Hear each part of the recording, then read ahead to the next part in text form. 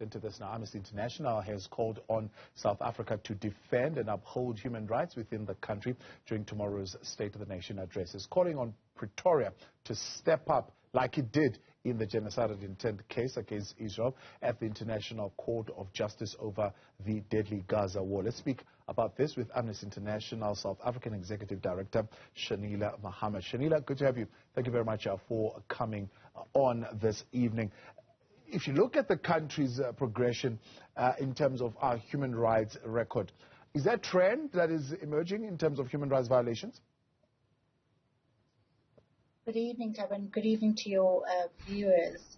Yeah, I mean, we've been talking about this year after year after year, ahead of SONA, ahead of all, the budget, ahead of all sorts of governmental accountability mechanisms, that the state of human rights in this country is really getting worse and worse.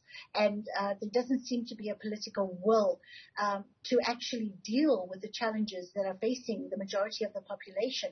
So, yeah, the trend is, and the trend has been for many years, that there is not enough accountability at the level of government to ensure that people's basic human rights are being realized. And I think, again, not to take away from the ICJ, what the government did there. I mean, that is should be applauded. But what we're saying is put the same energy into making sure that the rights of the people of South Africa are also safeguarded and upheld.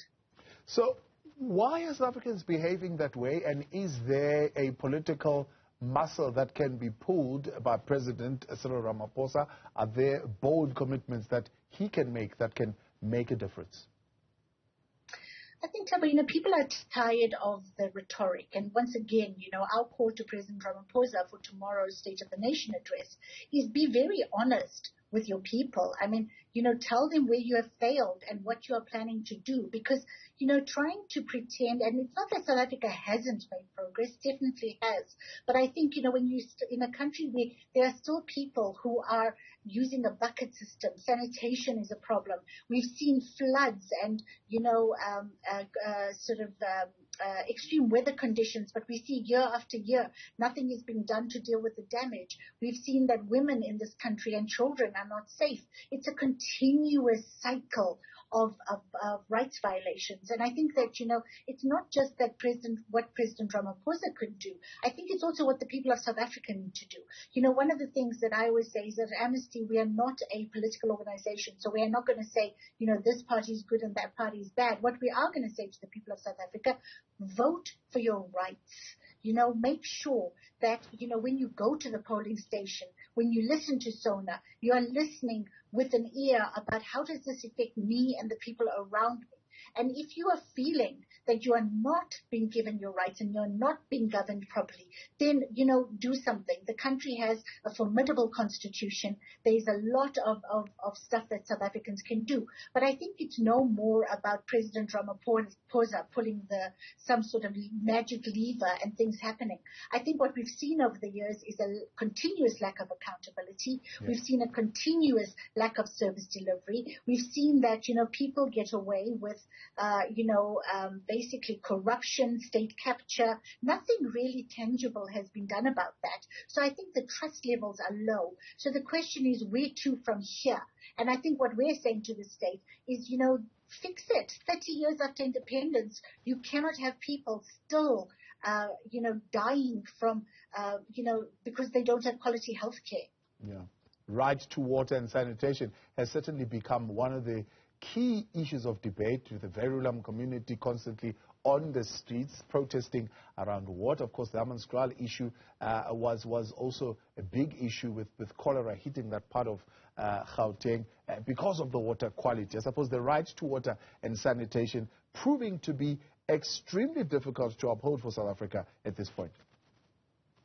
South Africa is always and will always be a water-scarce country, which really means that South Africa has to safeguard the water resources that it has. And, we sent a team down at some point to Nelson Mandela Bay to really, when they were having issues around water, to look at what the issues were. And what we found is that, yes, there are extreme weather conditions, climate, and all of that that's affecting it. But one of the biggest problems was the lack of maintenance of the pipes.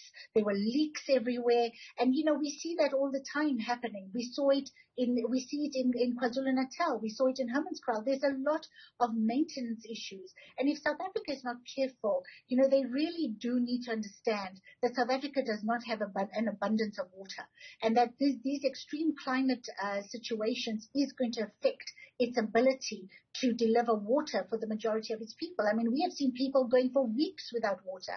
And I think that, it's going to become a huge problem if nothing is done to safeguard, firstly, the water resources. And again, Tabo, this is where corporates play a role. I mean, we've also looked at the role that mining communities play in the contamination of water resources. And again, the state is not taking the action it needs. So, really our appeal to President Ramaphosa tomorrow is, show us where accountability is. Don't make us promises that you have no intention of keeping. Failure to tackle crime, I suppose, will also jump out at you with the political killings, recent killing of an executive of Rand Water, tavern shootings that we are seeing.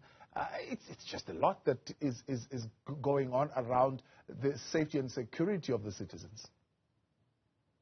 Absolutely, Tabo. And, again, it is the value of life in South Africa is getting less and less. I mean, we are, at the moment researching, Abashlali, and, the number of people or officials of Abashlali who have died over the past few years just because they are a Shack Dwellers Association and they are demanding their basic rights. And I think we've seen the political killings and assassinations rise. We've seen the assassinations and the harassment of whistleblowers. We've seen women and children die on a daily basis. We've seen crime escalate. We're seeing tourists coming here on holiday and either being robbed or killed. So again, when is enough going to be enough? When is the president going to say to the Minister of Police, if you are unable to do your job, then you need to step aside? When is that going to happen, Tabo? And I think the constant sort of excuses are should no longer be accepted, because one life lost is one life too many, and we have lost way too many people in the last 30 years, for us to sit here and pretend that nothing is wrong. I think South Africa is in a problem with regards to the delivery of basic human rights. And I think that this election this year is an opportunity for the citizens of this country to think long and hard about,